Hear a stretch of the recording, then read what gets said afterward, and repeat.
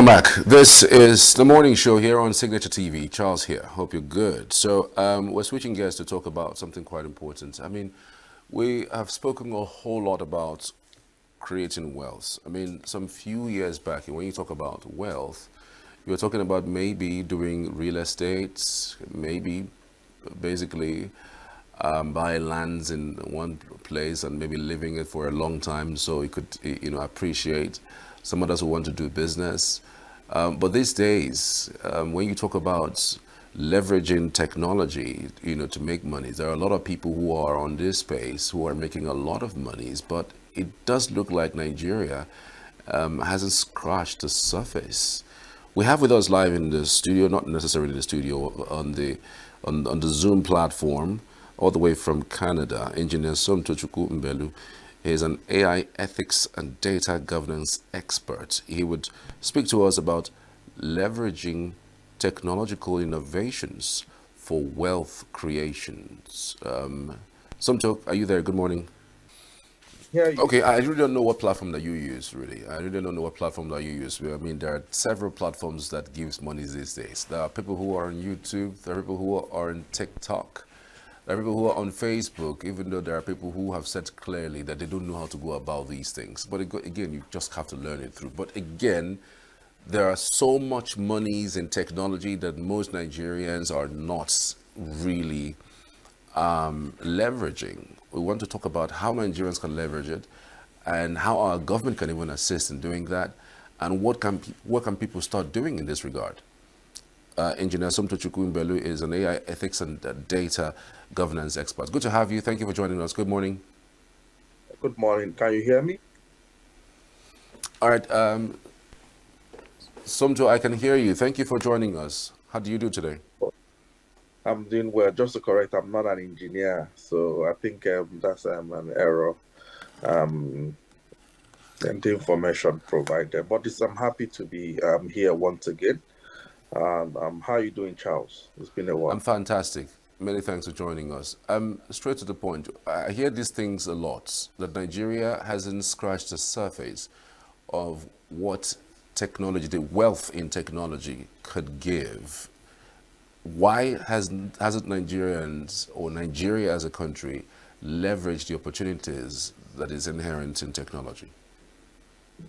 I wouldn't say Nigeria hasn't done enough or is not doing enough in the area of digital technology and digital transformation. Because almost technology is moving very fast, and globally, countries, organizations, companies are all trying to, play catch up and trying to really, follow up the trends of digital technology and, as we call it today, artificial intelligence. Nigeria as a country is also doing its best to also, follow up this trend in terms of, building its own infrastructure, also building its own talents to ensure that, it moves with the trend of advancing digital transformation through artificial intelligence and technology.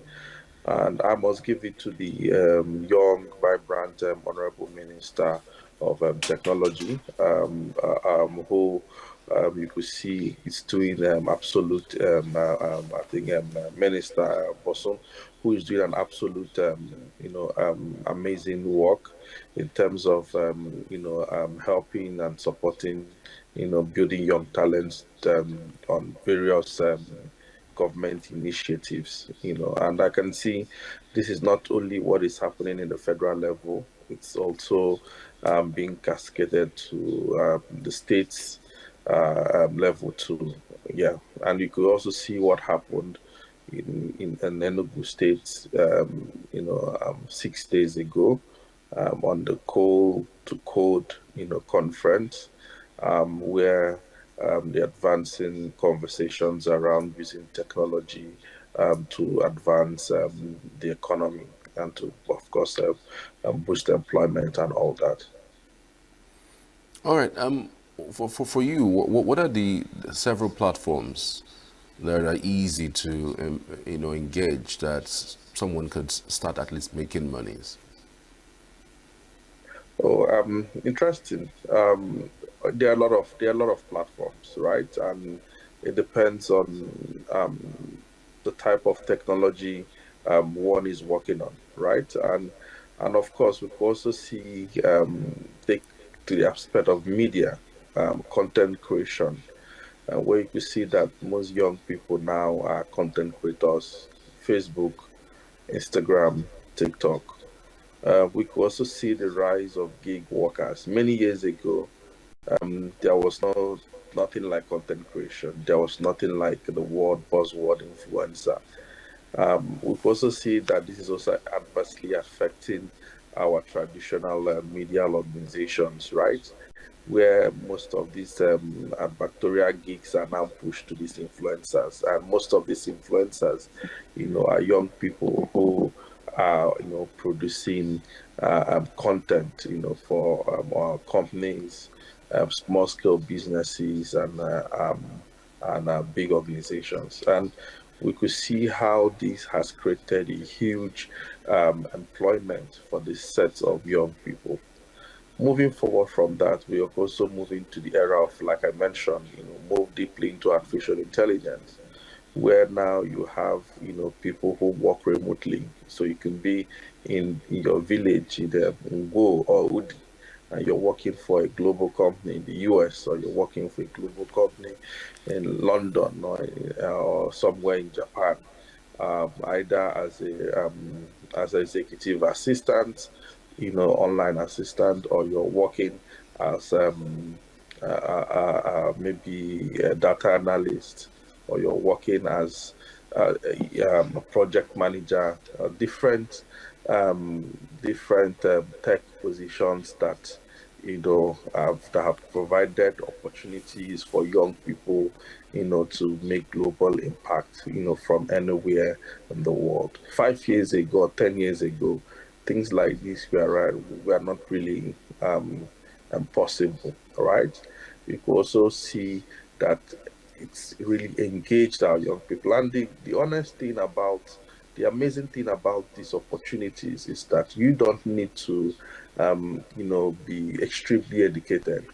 Most of them, you just need basic, computer knowledge for you to be able to really, get to work on these platforms. So with your phone, you can make money. With your phone, you can make impact. So that is why, young people are saying, as you have your phone, you have to start looking at ways you can also make money from your phone. And we could see that in the rise of innovation, technology, and digital transformation in this age. Do you think young people across Nigeria are actually leveraging these things? Because every now and then I hear people speak on the opportunities that are inherent on this space, but yet you see the number of unemployed Nigerian youth on the streets not leveraging these opportunities. Like, do you think that Nigerians themselves, Nigerian youth, don't think there's an opportunity there, or maybe the process is so cumbersome and so hard? Because I mean, the content creation you even spoke about. I mean, you would need, well, not necessarily a very good phone, but a phone that you could use to do your videos, and then you could also need editing skill to do that. You would need some monies as well, because you need data to upload, to download, you also need to be mobile, so to speak. What I mean by mobile is at least you should be able to go online to see what's going on in order to create content around it, so to speak. So I'm just thinking, like, why do we have so much unemployment and yet we have these unbelievable opportunity on that space? Well, Charles, when it comes to the issue of unemployment, I have to tell you that unemployment is a global issue, not just a Nigerian issue. Canada, US, and other countries of the world are also facing their own bit of employment and instability in economy, right? I'm not cutting the slack for the Nigerian government in where things are run in the country, but at least I have to say that when it comes to employment and people, young people having that, well opportunity, it's not since after COVID-19, the world has never been the same.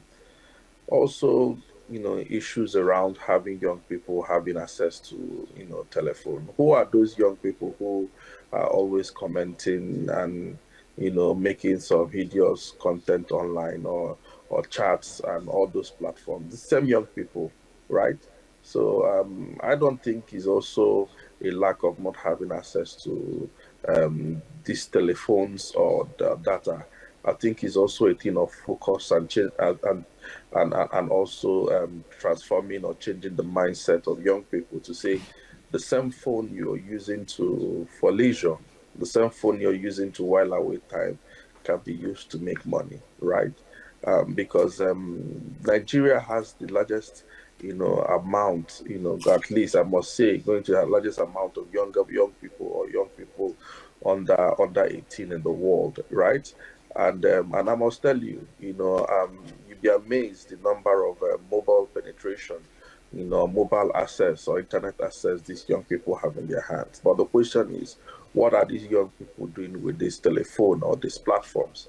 So there has to be very solid and constant sensitization and and also building of digital skills, right? I can't also attend to the fact that, well, we still need to build our own digital skills. We need to mentor these young people and build these skills, but there has to be advocacy around it that you can also use your phone.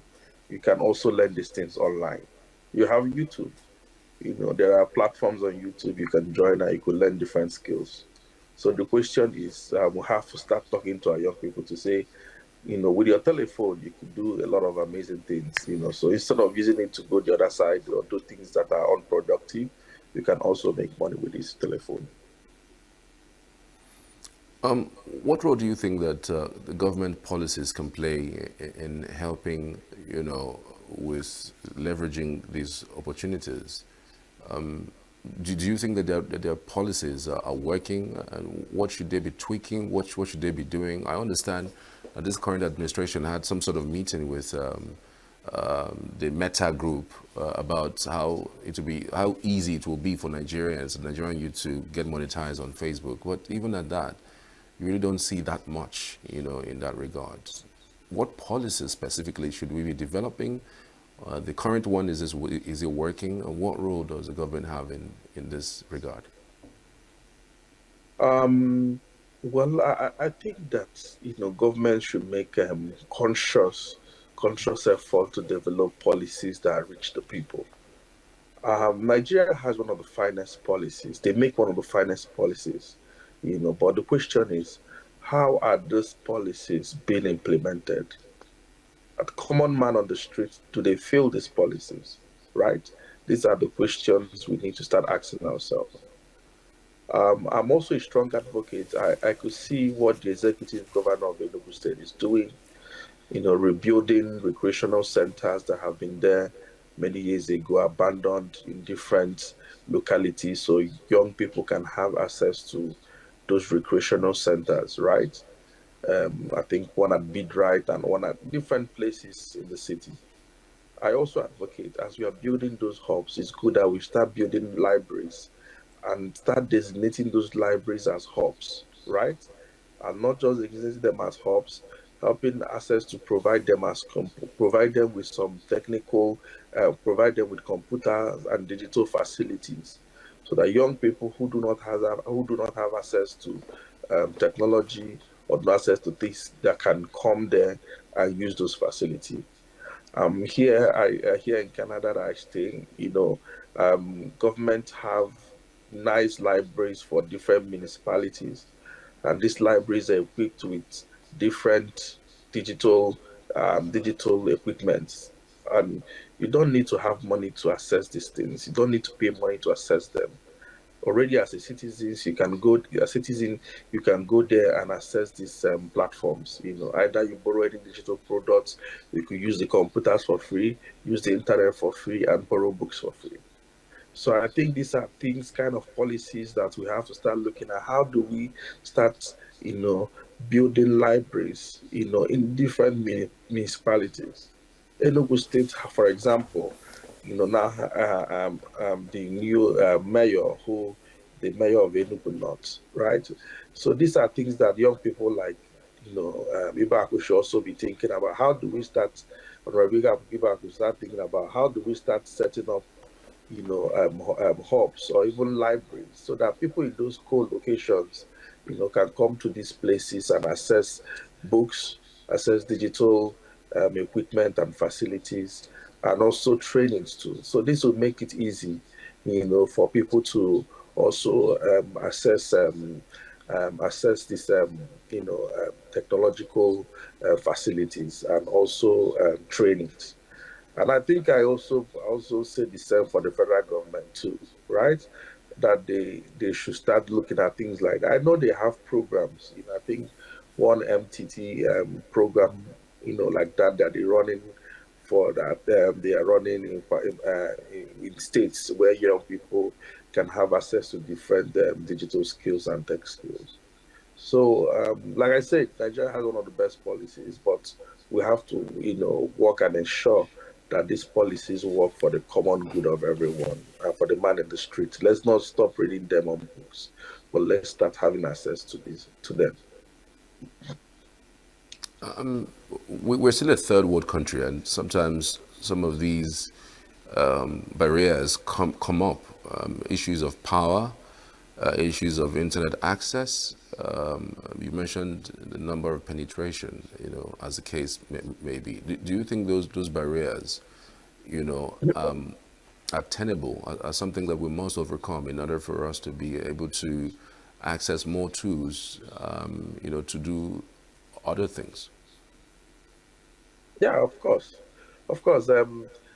Being a digital and AI artist myself, who, over the years I've worked in projects around digital inclusion and exclusion, I must tell you that lack of electricity, lack of facilities as a third world country has also kept us behind in terms of assessing digital skills or, partaking in the global market. So, for example, I've been to work with some young people who have hired remotely to work with me, but you can't just keep having complaints. Oh, there's no light.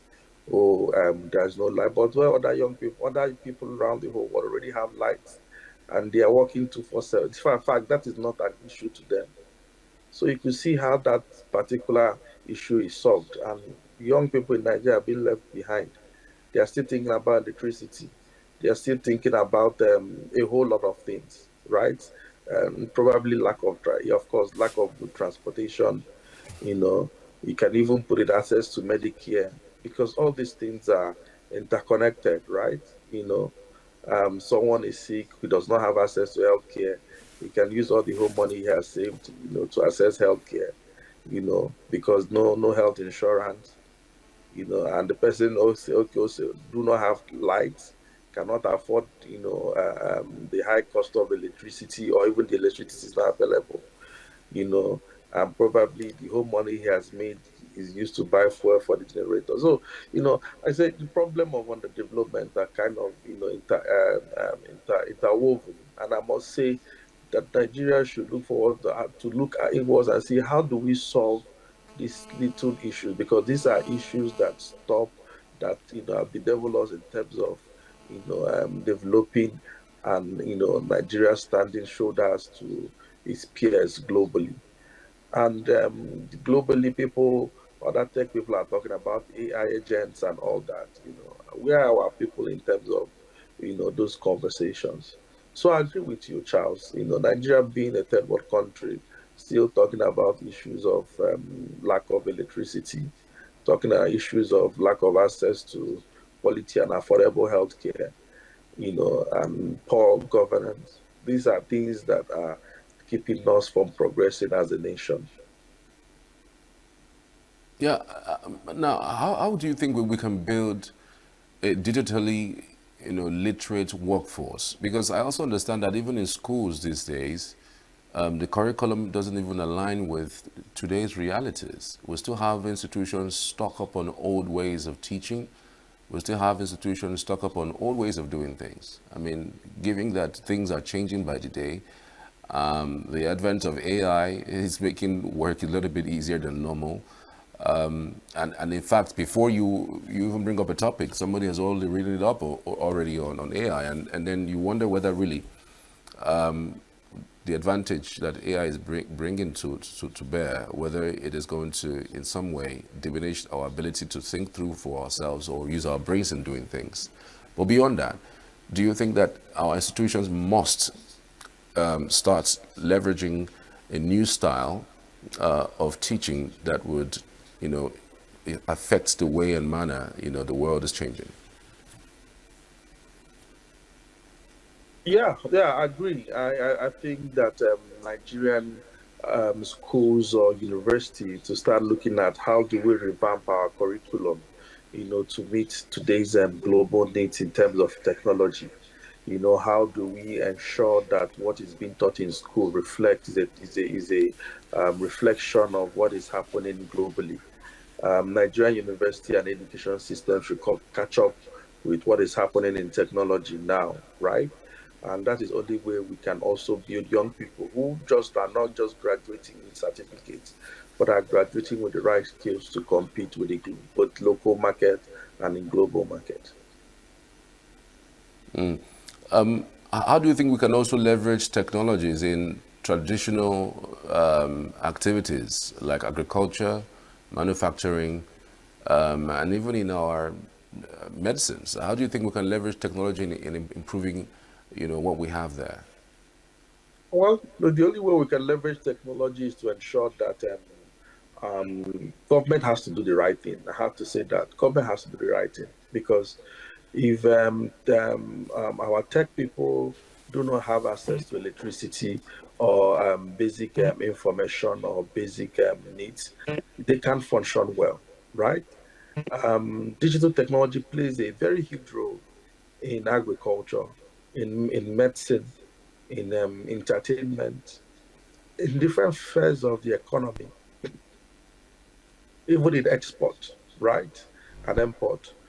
But for us to grow as a nation and also start, improving, in this aspect, government has to ensure that the right policies are not just put in place, but the right policies are also implemented.